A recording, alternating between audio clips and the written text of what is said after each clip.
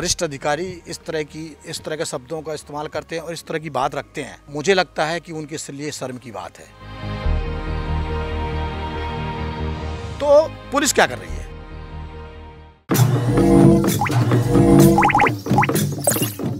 पच्चीस सितंबर 2022 आज से ठीक 34 दिन पहले वहाजुद्दीन उर्फ बाबू नाम का लड़का बिरगांव के गाजी पारा इलाके से लापता हो जाता है।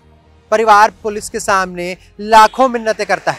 पुलिस को हर बार इस बात की जानकारी देता है कि किन लोगों ने अपराध किया है और कौन उसके बेटे के हत्या के पीछे शामिल है। परिवार को शुरू से ही आशंका थी कि उसके बेटे की हत्या कर दी गई है, मगर पुलिस लगातार टालमटोल करती रही।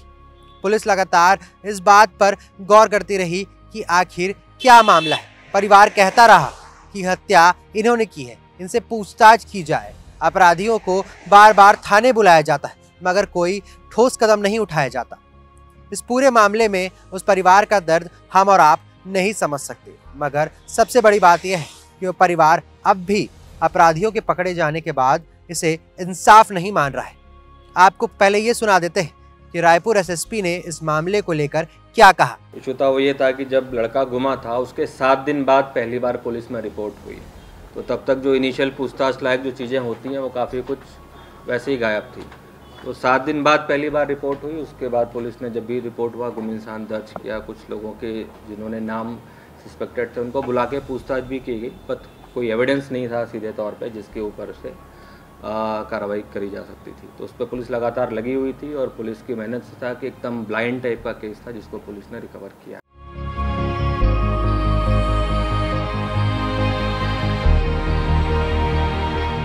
किस साल का एक लड़का राजधानी से लापता हो जाता है। पुलिस घंटों नहीं तलाश पाती, या यूँ कहें घंटों शिकायत के बाद पुलिस को इत्तला करने के बाद भी पुलिस टालमटोल करती रही। 32 दिन से ज़्यादा का वक्त बीत जाता है, जिसके बाद उस लड़के की लाश कहीं दफन मिलती है। उस परिवार का दुख शायद हम और आप नहीं समझ सकते, पर उनके ऊपर जो बीती है उसके जिम्मेदार शायद राजधानी की पुलिस ही है। हमारे साथ यहाँ पर बाबू के चाचा हैं जिनसे हम बात करने की कोशिश करेंगे। पूरी जो घटना है, इस पूरी घटना में आप लोगों ने शुरू से पुलिस को इत्तला किया, पुलिस को हर चीज़ों के बारे में बताया, मगर पुलिस का कहना है, एसएसपी का कहना है साफ तौर पर कि इन्होंने जानकारी देने में देरी की, इस वजह से ही हमें जांच करने में देरी हुई है। अगर हमारे वरिष्ठ अधिकारी इस तरह के शब्दों का इस्तेमाल करते हैं और इस तरह की बात रखते हैं, तो ये मुझे लगता है कि उनके लिए शर्म की बात है।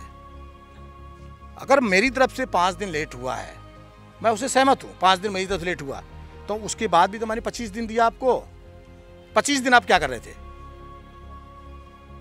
5 दिन मैंने लेट किया ना, मैं अपनी गलती स्वीकार कर रहा हूँ। लेकिन कौन सा तो आपने मुझे जिंदा व्यक्ति, मेरा भतीजा मेरे को जिंदा वापस कर दिया। 32 दिन, आज 34 दिन, 25 तारीख घटना है, आज 29 तारीख हो रही है, आज 34-35 दिन हो गए। 5 दिन मेरी तरफ से लेट हुआ ना।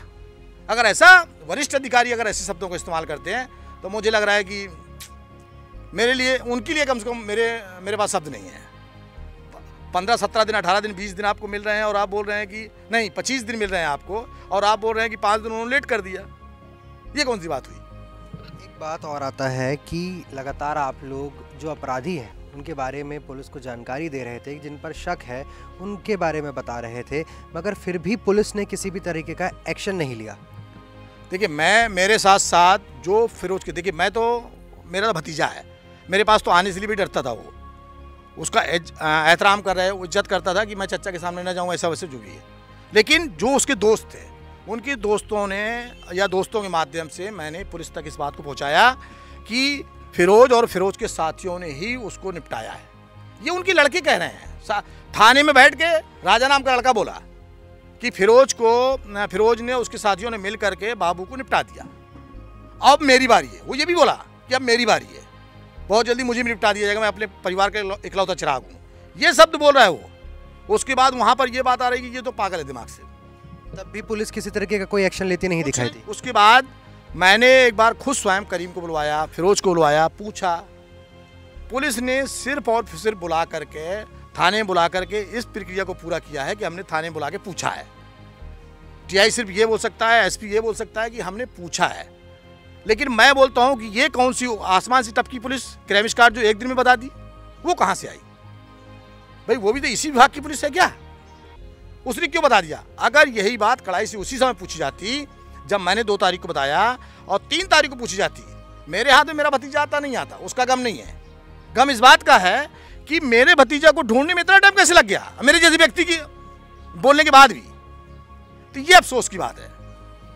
एक बात और आती है, आप जनप्रतिनिधि हैं, आपका दबदबा इस क्षेत्र में है, आपके जैसे व्यक्ति के इतने दबाव डालने के बाद इतना लंबा समय लग जाता है, तो ऐसे में जो हज़ारों लोग यहाँ रहते हैं, राजधानी में, बिरगांव में जो रहते हैं, उनके लापता होने पर क्या पुलिस किसी तरीके का कोई एक्शन नहीं लेती? नहीं, क्या होता है कि अब इस तरह की बालिग बच्चे हैं, इनकी गुमशुदगी रिपोर्ट लिखाई जाती है और पुलिस उसी दिन फाइल को बंद कर देती है। अब किसने मर्डर किया, क्या किया, वो बात का मैटर है। माँ बाप घर में बैठे बैठे इंतजार करते रहता है मेरा बच्चा 2 दिन बाद आएगा। कहाँ से आएगा?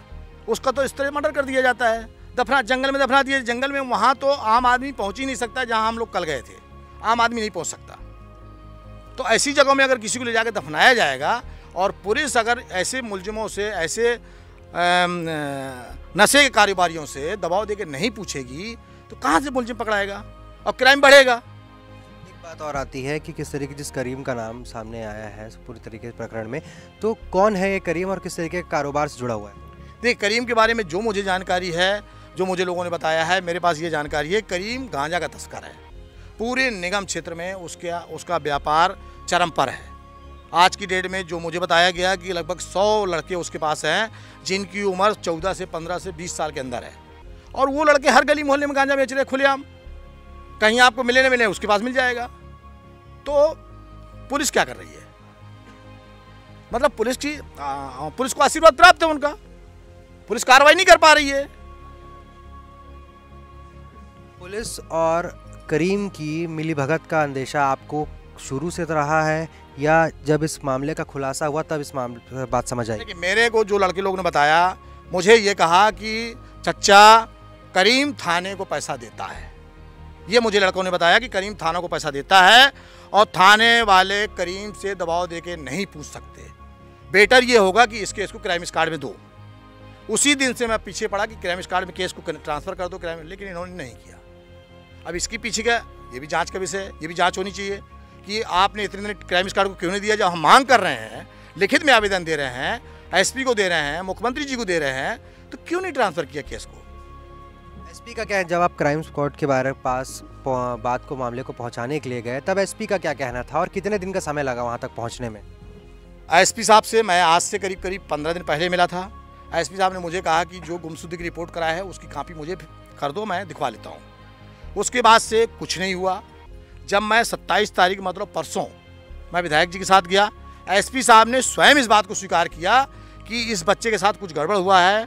मुझे इस बात का यकीन है, निश्चित तौर पर कहीं ना कहीं कुछ गड़बड़ है, मैं इसकी मेरे संज्ञान में है। उन्होंने ये बात भी कही कि मेरे संज्ञान में है, मैं इसकी जांच करवाऊंगा और कुछ ना कुछ रिजल्ट आएगा। उन्होंने इस बात को स्वीकार किया।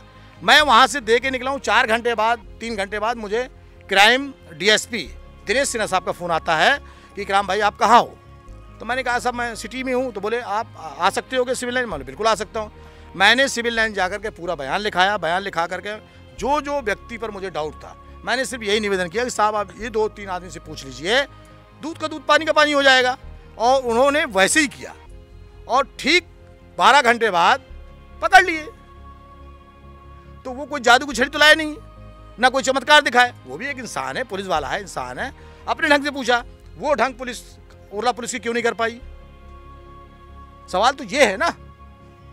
इस क्षेत्र में उर्ला पुलिस के ऊपर कबाड़ की तस्करी करना, गांजे के जो तस्कर हैं उन पर अपना जो है एक तरीके से दबाव बना के रखना और तमाम तरह के जो अपराध हैं उसको संरक्षण देने का एक आरोप लगता है।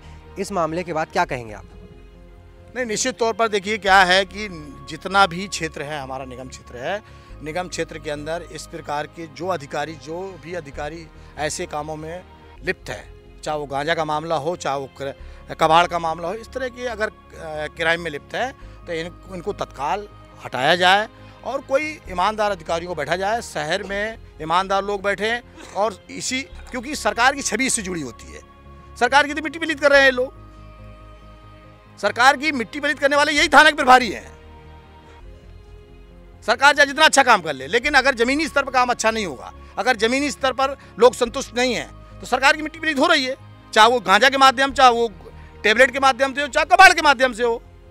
तो इसको निश्चित तौर पर इसको सरकार को इसको संज्ञान में लेना चाहिए और ऐसे अधिकारियों पर तत्काल कार्रवाई करना चाहिए। वैसे मैं आपकी जानकारी में एक बता दूं कि माननीय विधायक जी से मेरी बात हुई है, सोमवार के दिन हम एसपी से मिलने विधायक जी के साथ सोमवार के दिन या आने जो भी डेट विधायक जी तय करेंगे, उस डेट को इस सब समस्या को लेकर हम लोग मिलने जा रहे हैं एसपी से। एसपी से मिलेंगे, अगर सीएम साहब रायपुर में रहे तो सीएम साहब से मिलेंगे।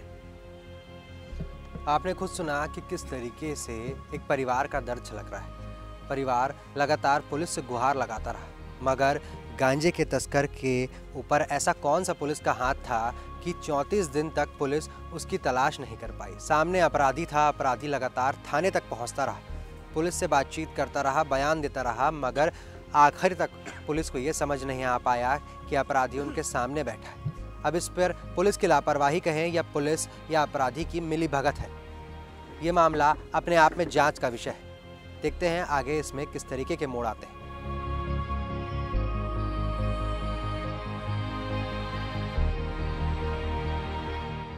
हालांकि ये बात किसी से नहीं छुपी, उरला थाना क्षेत्र अंतर्गत कबाड़, लोहे के काम, अवैध तस्करी और नशे के सामान बिकने के जो मामले हैं वो लगातार सामने आ रहे हैं। इस पूरे प्रकरण में भी करीम लाला नाम के जिस शख्स का नाम सामने आया है वह गांजे का व्यापारी बताया जा रहा है। बताया जा रहा है कि उसकी नाक के नीचे तकरीबन दर्जन भर छोटे कम उम्र के लड़के गांजे की तस्करी करते हैं और साथ ही साथ उरला क्षेत्र के अलग अलग इलाकों में गांजे का व्यापार करते हैं। इन सब के बाद भी पुलिस के नाक के नीचे इतना बड़ा हादसा हो जाता है और पुलिस 34 दिन तक इधर उधर घूमते रहती है। ये अपने आप में चौंकाने वाली बात है और पुलिस की इस कार्रवाई और सुरक्षा पर कड़े सवाल खड़े करती है। इस पूरे मामले में सबसे ज्यादा चौंकाने वाली बात यह है कि 34 दिनों तक पुलिस लापता को क्यों तलाश नहीं कर पाई।